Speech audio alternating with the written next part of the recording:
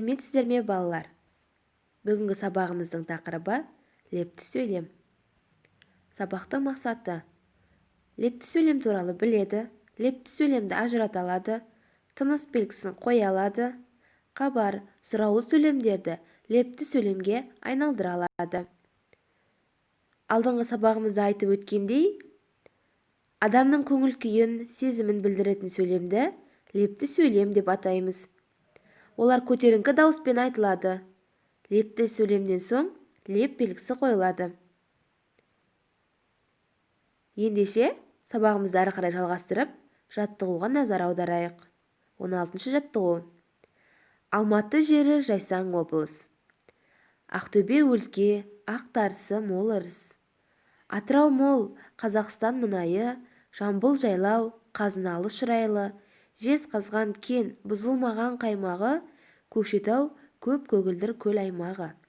Қарағанды Қаралтынның қоймасы, Қостанай құт қызыл бидай қамбасы, Қызылорда күшті сыр ағасы, Орал көне ақжайықтың жалғасы. Өскемен өр, шығыста Алтай аясы, Павлодар қара ертістің саясы.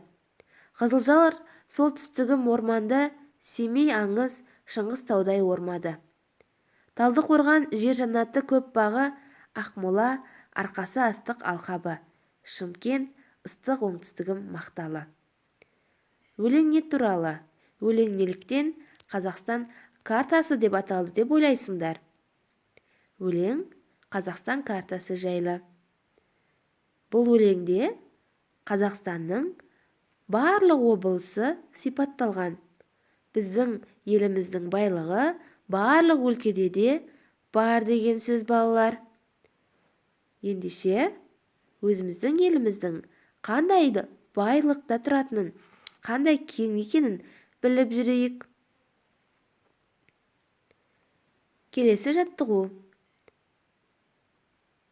Жұмбақтың шешуін тап. Леп белгісі неліктен қойылғанын айт.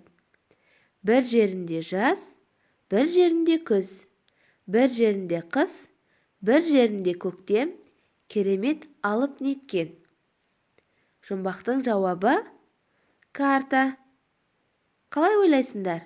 Леп белгісі бұнда неліктен қойылған? Себебі адам өзінің қуанышын, өзінің ішкі эмоциясын білдіріп тұр.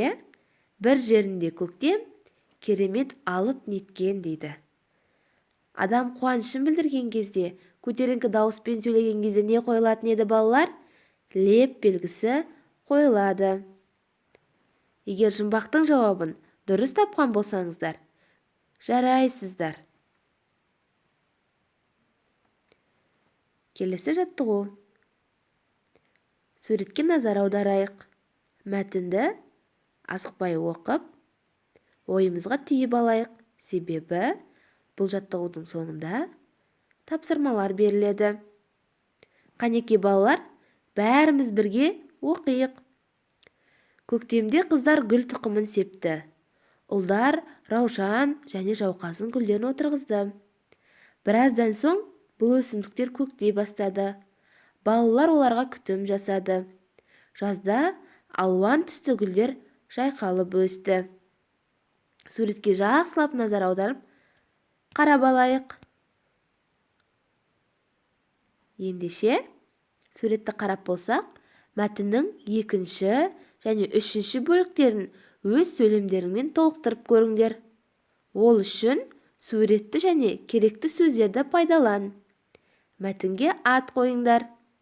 Керекті сөздер: суғарды, арам шөптерді жұлды, гүл шоқтарын жасады, 1 қыркүйекте мұғалімге сыйлады.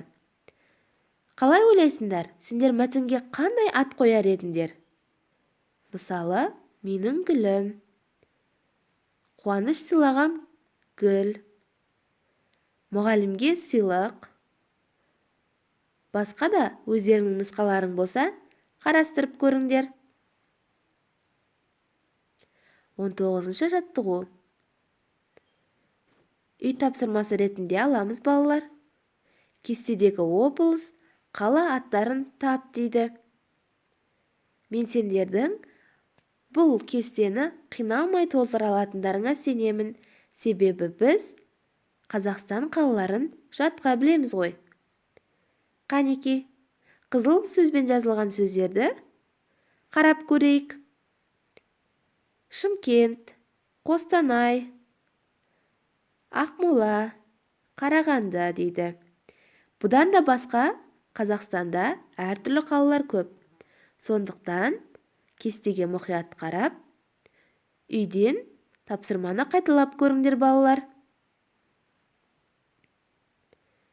Сабақ түсінікті болса, өз-өзімізді бағалап көрейік.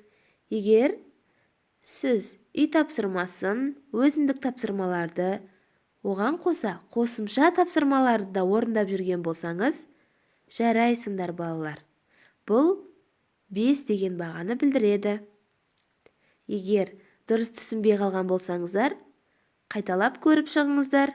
Ол үшін мұңаймаңыздар. Үй тапсырмасын орындап, өзіндік тапсырмаларды қарап, қосымша тапсырмаларға назар аударып жүрейік. Осымен сабағымыз аяқталды. Сау болыңдар балалар.